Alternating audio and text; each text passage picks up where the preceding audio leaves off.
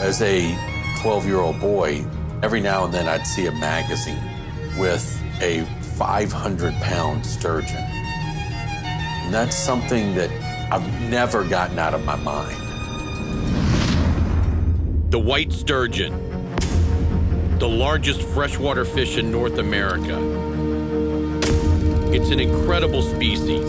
It's lived for over 200 million years and has barely changed since that time.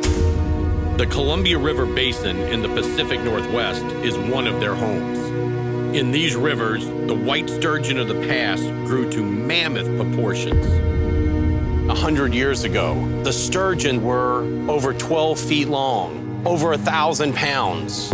But recently, those giants haven't been caught. Are they still out there? Where do they live? How can I find one? That's my goal. Wow, look at this place.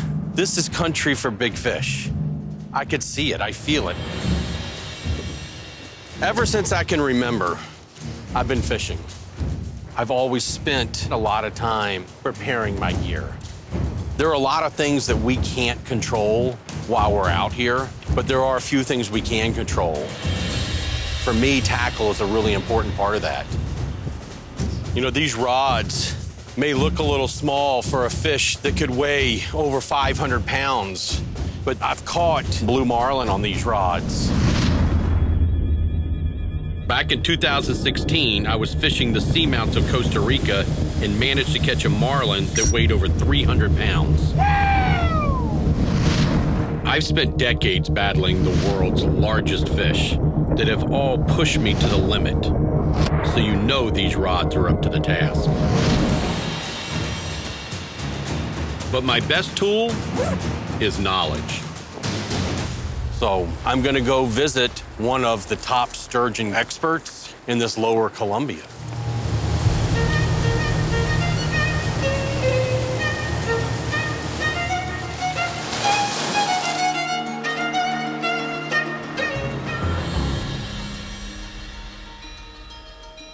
I've been around a lot of dams in my life, but this is massive.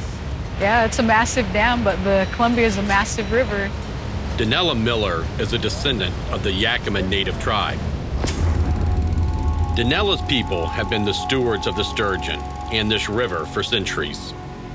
The sturgeon were primarily a food source for the Native Americans, and you know, you catch one big fish, that would feed the whole village for quite a while. For quite a while.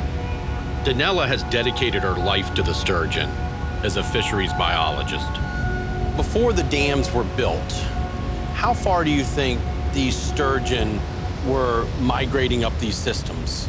They utilized the entire Columbia River Basin, all the way up into Canada, all the way up the Snake River. Those fish still reside in those areas today. Are there still some of those true dinosaurs out there?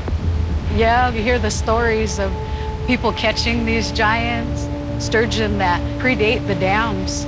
So what you have is different subpopulations of fish. That's where they just happen to be when the dams were built, and that's where they reside.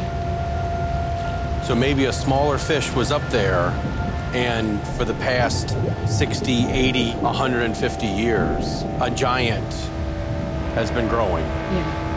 Upriver, between the dams, this information is something I can work with. A big part of fishing is knowing where to fish. Now I just need to know what to fish with. So obviously the salmon run is pretty important to the sturgeon as a food source. We don't have a big salmon run going now, but I see all these guys here and they're fishing shad, but the shad isn't native to the Columbia River. No, the shad were actually introduced in the late 1800s, and the sturgeon have adapted, so they prey on the shad. So if you were going sturgeon fishing, would you take a couple fresh shad with you? Oh yeah, definitely, yeah. I think I'm gonna do a little of that this afternoon. I'm gonna catch a couple shad.